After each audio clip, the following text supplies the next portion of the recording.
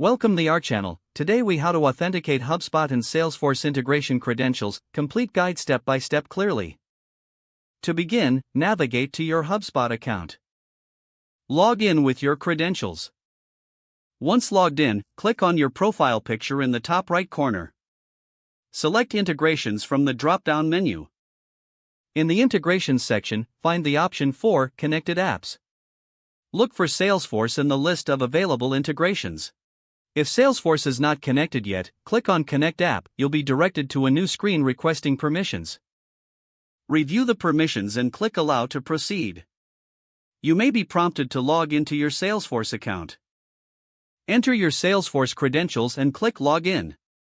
Salesforce will ask you to grant access to HubSpot.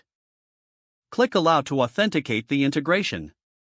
After authorizing, you'll be redirected back to HubSpot. Here, you'll see a confirmation message indicating that Salesforce is connected.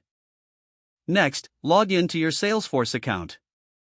Access the app launcher by clicking on the grid icon in the top left. Search for HubSpot to find the HubSpot integration.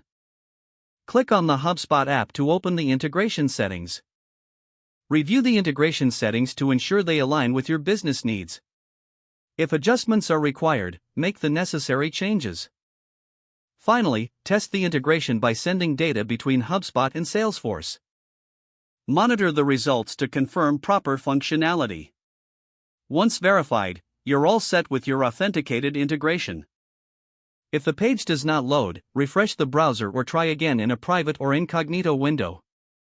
Make sure you are using the correct email address, then retype it carefully to avoid small typos. If your password is not accepted, use the reset option and create a new strong password you can remember. Check your spam folder for verification or security emails, then complete any requested confirmation steps. Enable two-factor authentication if available to improve account security and reduce unauthorized access risk. After signing in, review your profile details so your contact information and settings are accurate and current.